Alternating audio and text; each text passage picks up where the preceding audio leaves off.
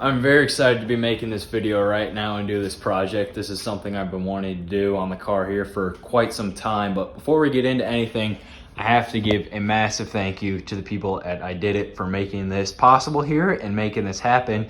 And if you notice a piece up there on that banner, well, we got something just like that for this here. So I've been wanting to do a quick release on this thing ever since I got the car. I've been talking about it, and now it is finally going to happen thanks to them, as well as a brand new steering column. So I can finally get rid of the factory column shift and I guess shifter select signal, whatever you want to call that piece up there, because I have this in it now and I no longer need it. I think it looks goofy with two shifters, but I did try to take this out originally. It ended up not working. My keys got stuck in there with the tumbler, and then I wanted to trim that and then just kind of put a bolt through the bottom to hold it in place. And then I was like, last thing I need is for my keys to get stuck in the ignition and I can't get them out somewhere. So I didn't want to mess with it. I felt like that for a year, but now it is finally time to change that here. Before I open up those boxes there and show you guys exactly what's inside them, I'm gonna go ahead and show you some clips from the other day when I actually went up to IDIDIT, and they were nice enough to give me a tour of the place, show me exactly how these steering columns are made right up in Tecumseh, Michigan. So it's all made in America. They make pretty much everything in-house, even down to the little knobs on the steering column, or I'm sorry, on the turn signal lever. So that was really cool to see from a fabrication and engineering aspect. Obviously that's what I'm interested in, what I do. So that was really awesome to see behind the scenes and pick these things up. Once again, a massive thank you to them for showing me around the facility, letting me see everything, ask probably a bunch of annoying questions. But I'm gonna go ahead and throw in some clips right here of exactly what I saw and what we got to do. Oh. Who said it was gonna be a good idea to work in a storage unit? Jeez. Well, unfortunately, we're gonna have to do this part of the video here in wide angle because I do not have enough space this way to see me and this stuff in normal. So it is what it is, but we're gonna start off with, you know what, we're gonna start off with the bigger box here because that is the main piece. I actually got to see them package this up while I was up there, and they gave me a quick rundown of some of the pieces I'm going to have to disassemble / assemble for the quick release. So I'll show you guys that once I get to that stage. But seeing this actually get packaged up was a lot cooler than you'd expect. These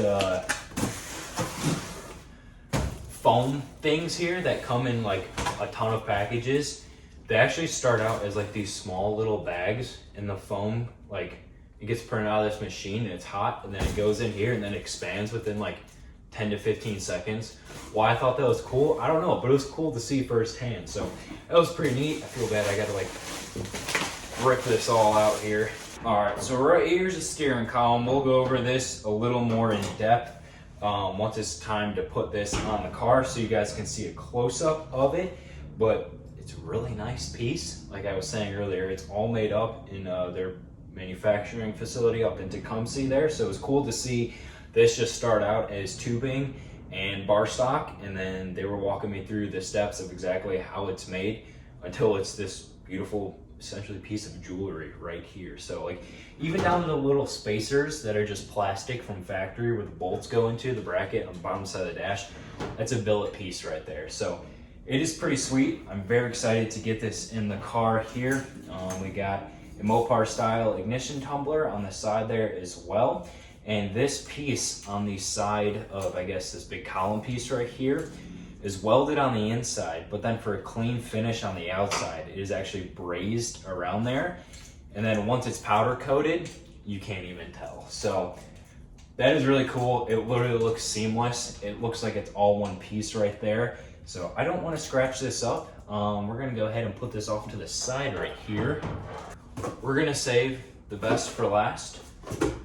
Over here, we're gonna start out with some of the other pieces. So this piece right here, pretty simple bracket and gasket that goes to the bottom side of the firewall that the column actually bolts to. So we'll get that installed, get a new one in there. Nice that the whole kit comes with it and all the hardware, might I add. In this box right here is actually that cover piece for the wiring harness like I was talking about. And as previously stated, this is actually metal. I don't know how to prove that it's metal, but you can hear it there. So not just cheap plastic like the factory was. Another one of their improved designs right there. And then in this box, or this bag right here, we got the tilt lever as well, with the steering column lever also. So like I was saying, these little knobs right there, those are actually start out as a block of aluminum, and then they're machined down into these knobs here, and they get through like a conveyor belt, and then once they're all done, they get anodized black. So it's not just like a resin plastic, molded black piece. That's actual aluminum right there that is anodized black. So that's pretty cool. I mean, just the quality of it feels 10 times better than a factory one.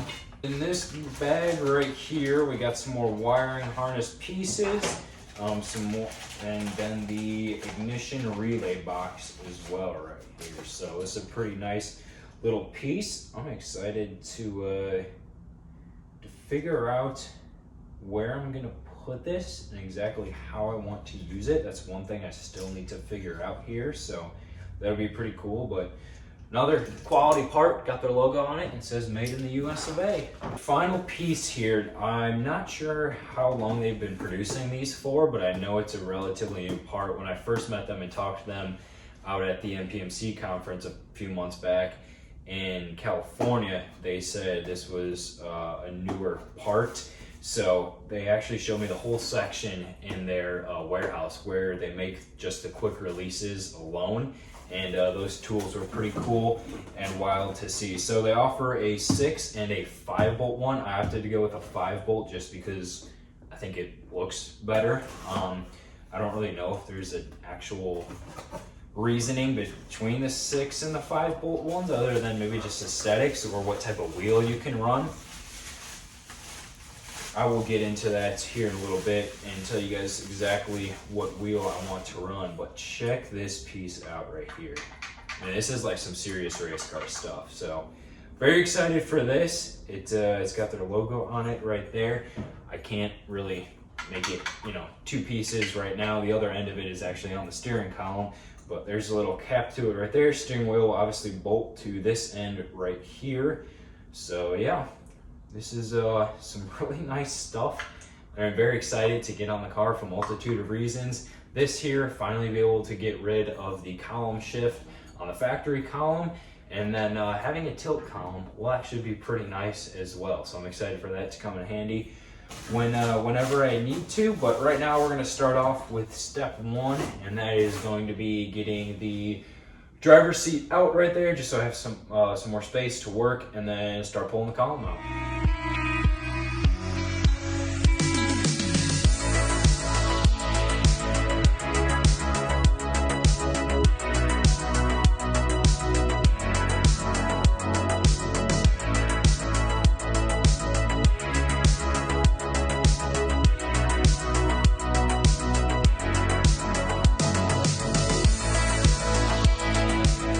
Got the old column out here, and even though me and my dad rebuilt this thing about maybe 2-ish years ago, 2.5 years ago now, it's looking a little dusty from sitting there, which is weird because I had this thing out a year ago. I just put it back in there. I don't know, but yeah, it's dirty. You can get the point. Anyway, things that will be different between this one and the new fancy column is I will no longer have this coupler piece here. And if you're a Mopar guy and have had to deal with these, you know how much these suck for a multitude of reasons. There's a couple pieces inside of them here, and it's a little bit tricky to get all aligned with grease and everything inside. But the real kicker is the roll pin that goes in here. You got to hammer out, and if you don't replace it with a brand new one, they get just beat up after so long, and they like to stay stuck in there. So luckily, replaced that one last time I put this column in, so it came out somewhat easy this time.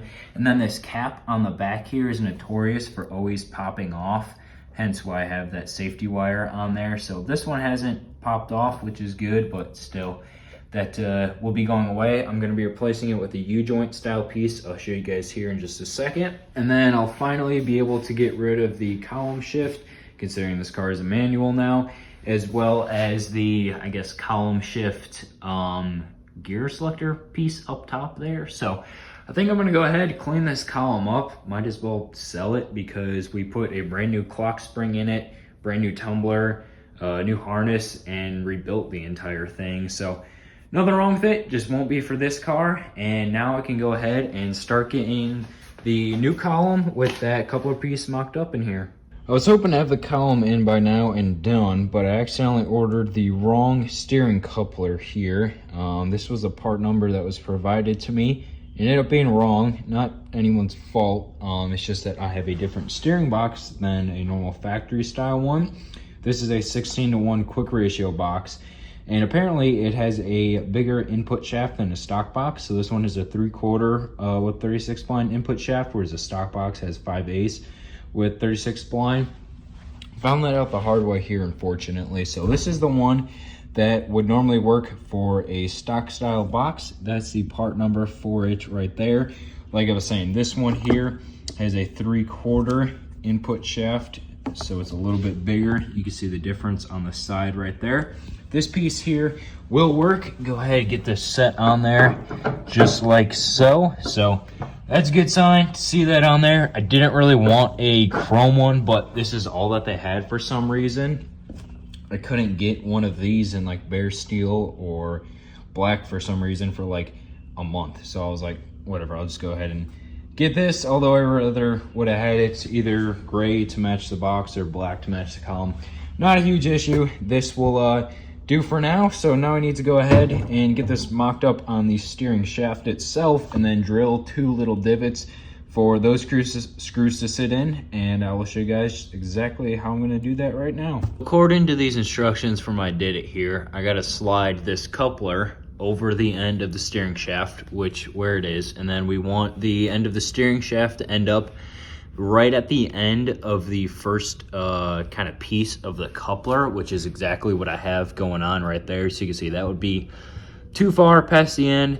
That would be too shallow. You want it lined up just right at the end, about there, I would say is good. And then I need to drill 2 kind of dimples into it, approximately 3/16 deep. So we're going to eyeball that. And using a 5/16 drill bit, which I don't have because they're all broken. So 1/4 inch will do the trick here, and we should be good. I'm gonna go ahead and get these marked out exactly where I want them to. Those marked where I want. I got my little handy dandy spring punch. If you don't have one of these things are friggin' sweet. I go through probably one like every 3 months, it seems to be, because I'm hard on equipment for some reason. Almost like I use it on a daily basis.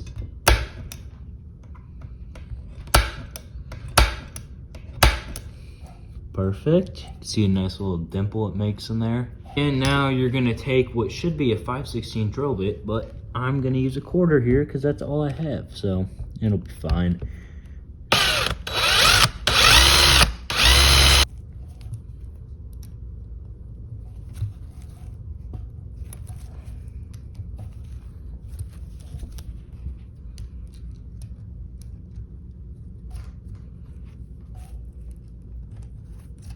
That'll work.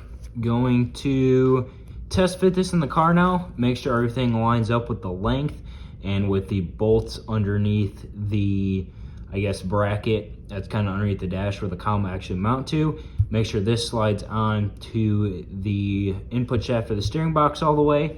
We'll go ahead and ensure that is all good. Pop this back off, throw some Loctite on these, tighten them down. And then this has like a coating on it. I don't know if this should be painted or not. It kind of feels like it shouldn't, but it looks like it does. So I think just to be safe, I will go ahead and paint this. Probably just using some Rust-Oleum stuff because I've had pretty good luck with that on bare metal and not rusting. So that's the plan for this, but right now let's mock it up in the car for the first time and actually see if it all lines up properly. Got the column all bolted in. Bolted underneath the dash to the firewall as well.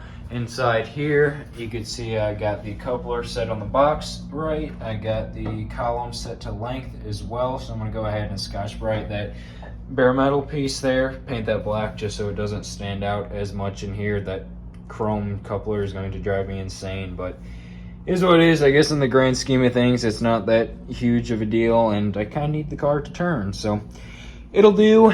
Next step is to get this ignition box or relay box here mounted up underneath the dash. So I think I'm gonna pop the kick panel off here, as well as the under dash cowl vent, mount it up somewhere in there, and then get this thing wired in. Obviously this is not where this ignition relay box will go. I just needed a quick ground to test everything here after I got it all wired up. This is a pretty nice piece right here, so I'm excited to be able to use this. I gotta find a good spot still underneath the dash where I want to mount that and then run this wiring. But if we take a look at this here, you could hear the fuel pump, so everything works, looks good. On to the next step of mounting that, and then I still gotta paint the part of the column that goes through the firewall there, and then obviously get a wheel on this thing here. The final step to get this column project all wrapped up is mounting the steering wheel to the quick release. There's no necessarily easy way to do this, especially since I'm using the stock wheel. I just like this wheel. I think in this interior of the car, it looks fitting. I think a racing wheel would look kind of goofy in this because it doesn't really have a race car-ish interior. There's a lot of things I'd like to do to get to that point, so maybe down the line we'll do that. I'm very picky about stuff, and one thing I like in most cars is stock steering wheels. I went ahead and made an adapter for this to go to the quick release here. It's super simple. It's just this plate right here, and the reason I did this is because if you look at the back side of the wheel, it's kind of got all these plastic braces in it, and I didn't want bolts just going through the front of that straight into the back of this, so I wanted some rigidity here. So got that guy that'll sit in there just like so. It was a little bit tricky to get this bolt pattern on here and everything. You can see my templates and mock-up pieces there, but I got it dialed right now. So the last thing I'm gonna have to figure out is how I want to attach the horn piece. Obviously this sits in the back side of the wheel right there, so in theory it just goes on top of the quick release like so. Then the wheel is going to go on top of those pieces. Everything syncs together, and if you were to push on this right there, I don't know if you guys can hear that or see it all that great, but that's how it gets released, obviously.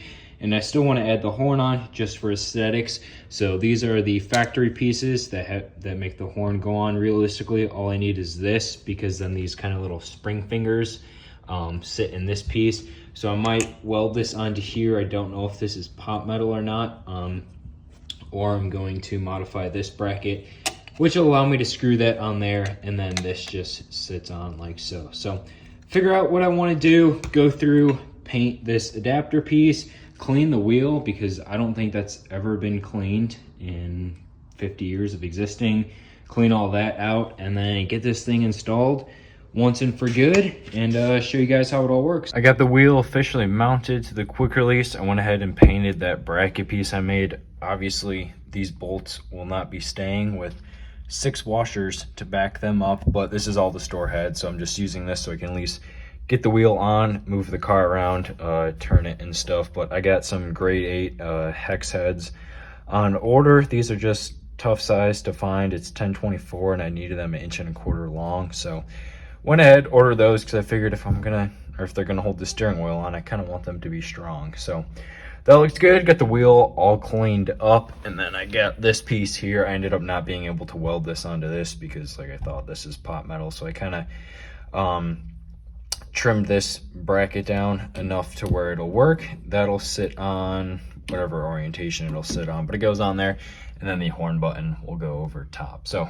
gonna get that all installed here and then show you guys how this all works. I got the horn on and the bracket behind it on. Obviously I still want to figure out a way to make this thing not so wiggly. I would rather be that solid, but if you actually have a horn, you kind of need it to move around like that. So between that and then getting those grade 8 hex heads for the wheel to quick release, everything else is complete. Just need to finish up those last 2 things here. So this works pretty simple, comes on and off nice and easy. Let's see if I can get it lined up pretty good. So sturdy as well, which I like. I'm excited to actually drive this with that new coupler piece now and get rid of that old Mopar coupler. I think that'll make a pretty substantial difference based upon what I've read online and heard other people say, so I'm excited for that.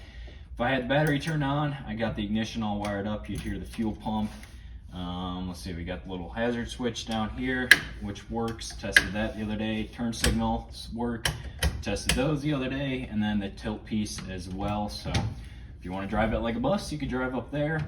If you are very short, you can drive it down here. So I kind of keep it in the middle. It's like one click down because I think that is, yeah, I think that's perfectly in line. I kind of like it one click down. So this is nice to have. I don't know how much I'll adjust it, but it is a nice feature. So last thing I'm gonna do is I think make a hook somewhere to hang this up here for this giant contraption, just because I think it would be cool. But if I ever wanted to switch to a race style wheel one day, I can do that. This is just bolted on there, so just pop right off. Pop the wheel on the quick release there. But other than that, I'm gonna call this project done now.